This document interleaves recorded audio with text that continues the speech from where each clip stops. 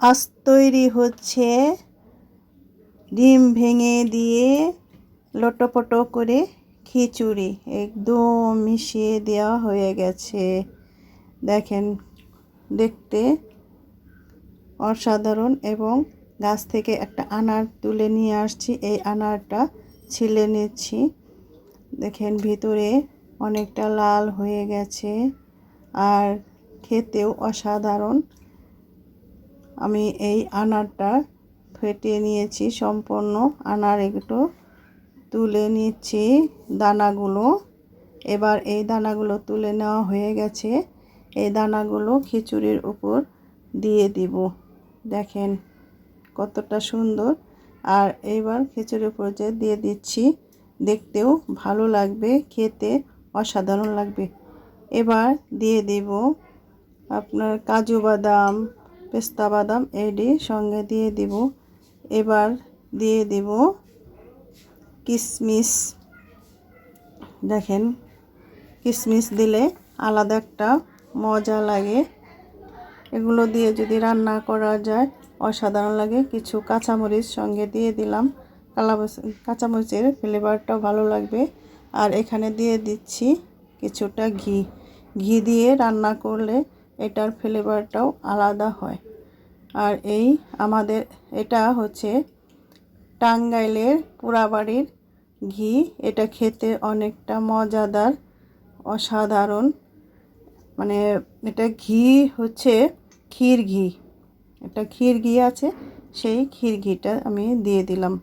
আর দেখেন এখন কতটা সুন্দর দেখা যাচ্ছে, খেতে কিন্তু এগুলো অসাধারণ। এবার ঢেকে দিচ্ছি। আর এই ফাঁকে দেখা যাবে যতটুকু পানি আছে এই পানিটা আস্তে আস্তে শুষে যাবে, শুষে নেওয়া। এবার আমার খিচুড়িটা হয়ে গেছে, এবার তুলে নেব।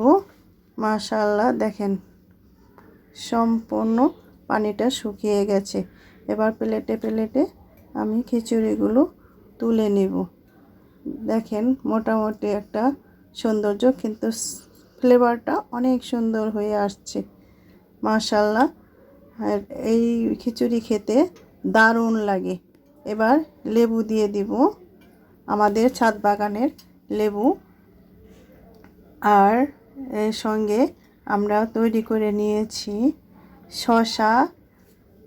শশাটা আপনার লুডুসের মতো করে নিয়েছি, এখানে সস দিয়ে আপনার মিলিয়ে নেব। এই সালাদটার মধ্যে একটু লবণ দিয়ে দিলাম। দেখেন এই সালাদটা এবার মিশিয়ে নেব। মাশাআল্লাহ, একদম পুরো লুডুস সালাদ। দেখেন দেখতে অসাধারণ, এই সালাদটাও কিন্তু খেতে অসাধারণ। এই সালাদটা আপনি যে কোনোভাবে আপনি খেতে পারবেন। দেখেন সম্পূর্ণভাবে আলাদা একটা স্টাইলে সালাদটা তৈরি হয়ে গেছে। এবার আমি লেবুটা চিপে নিচ্ছি।